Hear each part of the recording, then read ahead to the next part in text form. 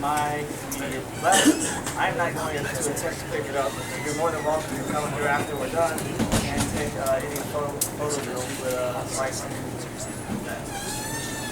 One other announcement, football credentials, your season credentials are here. If you haven't done so, make sure you see Brian about football credentials before you leave this afternoon. All right, I know this gentleman is excited that this week is here. He's ready to run out onto Cajun Field and protect this house and keep his mark as head coach undefeated as facilitate.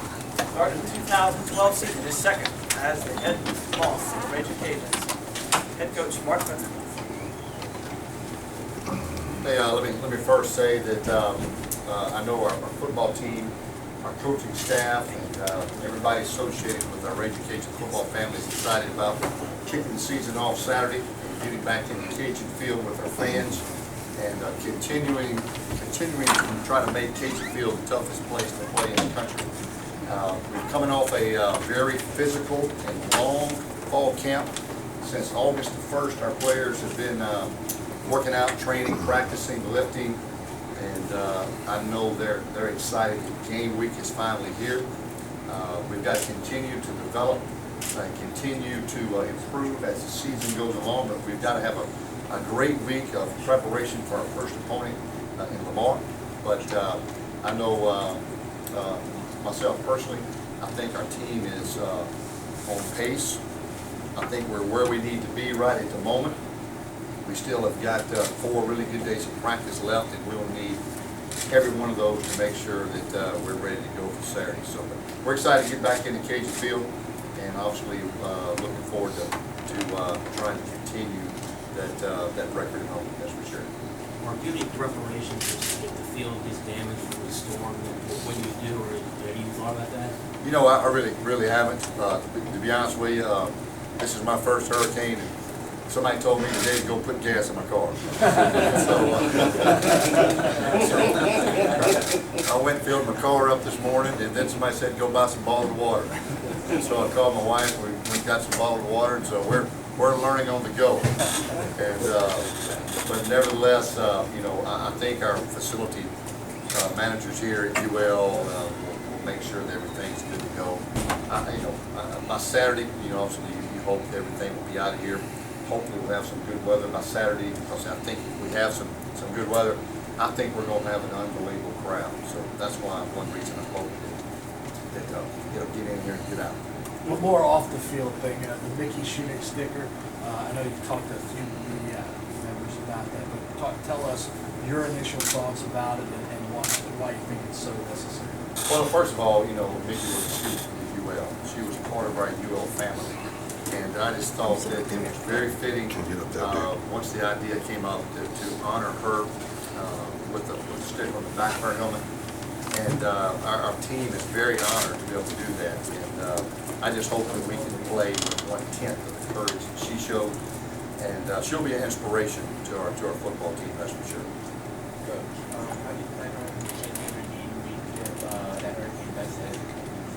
Well, we have talked about that a little bit this morning. You know, luckily we do have an indoor facility, so if we are forced inside because of the rain, that shouldn't be an issue. The thing that if it gets very windy and it gets dangerous, then obviously we may have to move some practices either up or back. We're just right now trying to get a grasp around when we think the worst weather is going to be here. We're sort of like everybody else, a little bit in a holding pattern, waiting to sort of see what's going to take place. Luckily, this is the first game, so most of your game planning has already been done and put in last week, and so we're just reviewing the game plan this week and continuing to try to improve. It'd be a lot more concerning if we're getting ready to play a game on Saturday and we hadn't even practiced for that opponent yet. So luckily we have practiced for Lamar obviously already last week, so now we're just trying to continue our Lamar preparation. There's some unknowns about this program because they brought football back in Canada for years, and they're kind of it's just kind of coming in. You have much video on them? What do you know about them? Well, we've got all their film from last year, and if you look at some of our common opponents last year, they absolutely got after Nicholls State, beat them pretty soundly. Where we struggled with Nicholls, if you remember, in the first half.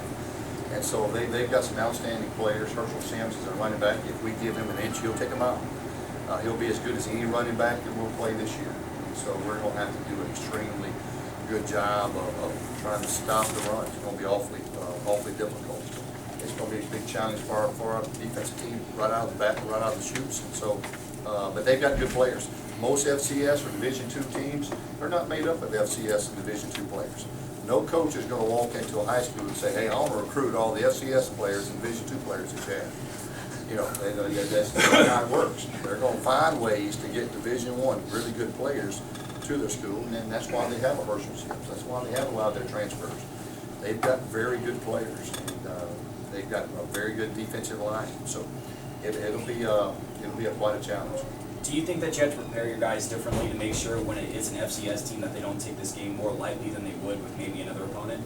Well, and I think we got the point across to them, and when we mentioned Nick State last year, I think that was just enough to say, hey, you know, we better make sure we're ready to play just like every week. And our preparation has been exactly the same. Matter of fact, to me, we worked even harder. And so we'll need, you know, to make sure we're focused, because if we're not, I can assure you this, they're a very good football team. They can hurt you. Last year you started the season on the road. This year you started at home. What's the difference just on the road to kick off the season? There's a bit. I imagine there's a bit different of a feeling kicking off the season at It is. Kitchenfield. You know, the question was, is it better to start at home, open up the season at home, or on the road? I think it's a lot better to start the season at home. You know, your team's excitement, your community's excitement, the university, it's just all been building up through camp, through the summer, and everybody's ready to get to the stadium, tailgate. So I'm glad we can open up at home. Plus now 6 home games at Cajun Field is a huge bonus, only compared to 5 last year. So we had 7 road games last year. So we're glad to be home for an extra home game this year. Has it been easier this week and this coming week? There's no more camp battles. It's more of installing game plan. How much does that help the coaching staff of just kind of knowing what you have now and trying to work with what you've got? Yeah, that's been good, and we still got some battles going. You know, at running back, we're not going to name a starter until game day, and in the secondary, still trying to develop a little bit of depth, although we know who those starters are going to be. You know, we're just trying to continue to improve. Last year, you know, if you remember the first game, Blaine and Chris came into the first contest sharing time, and until it finally worked itself out. And we may have some other battles like that too. And because we're always going to compete, we're always going to put the guys on the field that work the hardest, that are most deserving, and that are accountable, and that basically do their job. So some battles could go, you know, a few games deep or throughout the whole season. You mentioned the running back spot. Are you still planning on using all 3 of them in different roles? All 3 will play. All 3 will play, and all 3 have had outstanding camps. I'm anxious to see all 3 of those guys in a game-like situation. The number one thing I want to see from those guys, though, first of all, is taking care of the football. If we protect the football, all 3 of those guys are good enough to be very good backs on our football team. They can take care of the ball. And so far, this fall camp, we've done a great job offensively of taking care of the ball.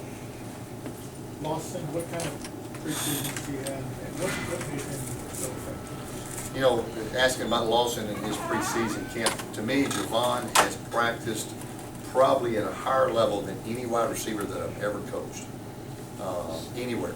And he has come to practice every day to improve. If you watch his work ethic, if you watch the way he's trying to run routes, to set up defensive backs, the way he's coming back, framing balls up, and just absolutely striving to make plays every time he's on the field, you can see why he has developed into me one of the best receivers. I think he's the best receiver in Sun Belt Conference, and I think he's one of the best receivers in Division I football.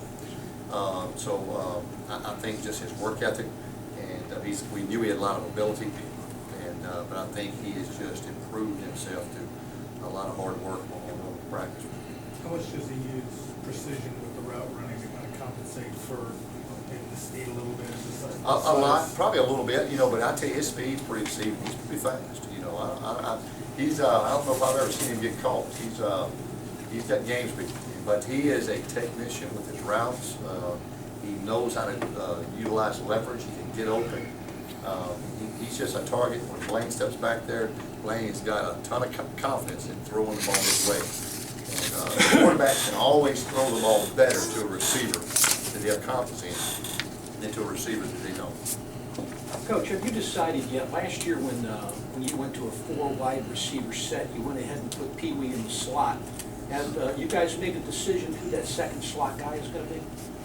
On, as far as Harry Peoples, or? No, as far as when you go with 4 wides, have you decided who the fourth guy is? Yeah, it'll be probably one of my tight ends. We're gonna try to still utilize the same personnel groupings. That's what we like to do, is do a lot of formations, a lot of plays out of the same personnel groupings, so we can keep a tight end on the field. So we're not running a tight end on and off the field. We'll try to keep a tight end on the field always, because, you know, you take the tight end off the field, then they know what you're gonna run when 4 wide. Put a tight end on the field, they know what you're gonna run when it's 1 tight end, 3 receivers. So what we try to do is try to do as much as we can out of one personnel grouping. And that doesn't mean same plays or same formations, but same people on the field. And I tell you, Ian Thompson, Jake Maxwell, and even Larry Pettis, they have really developed nicely in the route runners. Are they as dynamic as Pee Wee? No, not in the route running, but I'm gonna tell you, they're pretty dang effective though. And they're both big targets. They're all big targets, and that's a big plus. Coach, you talked about the depth at wide receiver. Is there a certain amount of snaps you want to get those second and third tier guys, or is it, because I know you rode the first team a lot last year, is there a plan to kind of implement more depth? No question. And right now, and me and Coach Munoz talked about that yesterday, about wide receiver substitution. Last year, Daryl Surgeon, Lawson, and Harry went about every snap. They probably went 70 snaps a game, and somebody would pop in and fill them every once in a while. Right now, we're thinking about 60-40.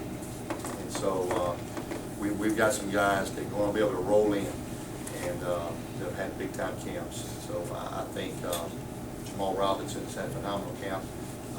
James Butler is back, and he is 100%. So I really like him. So those two are going to roll an awful lot. Bradley Brown is going to roll an awful lot at the H with Harry Peoples. And so, you know, I'm not going to get caught up in a game telling Jay, hey, don't call this because so-and-so's in the game.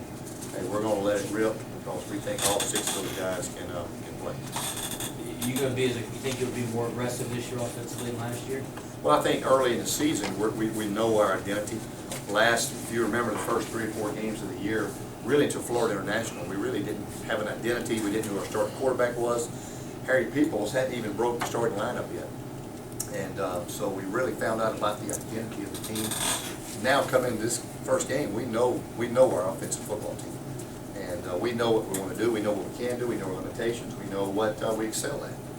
And hopefully we can do a little more of what we excel at, a little less of the limitations. But nevertheless, I think the offensive guys are very, very confident.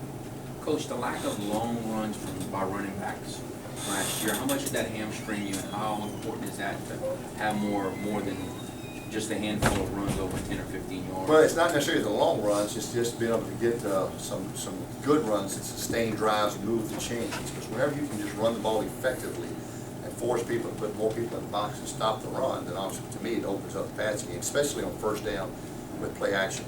But yeah, we would like to get some bigger runs. But I'll be honest with you, last year you got a true freshman running back who weighed 190. Probably in the game for the first time. His eyes are about as big as saucers. And now Alonzo Harris comes into the year at 210, 215, maybe a little heavier. And you got Montreal Carter, who's much bigger than he was last year. Alfred Reed, who's a physical runner. Our just mindset at the running back position is totally different. And then 4 offensive line starters are back. And so they're a year bigger, you're older, you're more mature.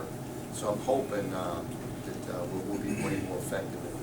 Lamar's punt return statistics look good last year. Same personnel, we'll talk about that. Yeah, same personnel. You know, so we're going to have to do a great job with special teams. They've got a kicker last year, did a great job. You know, kicking from the 30 last year, I think he almost led the conference in touchbacks.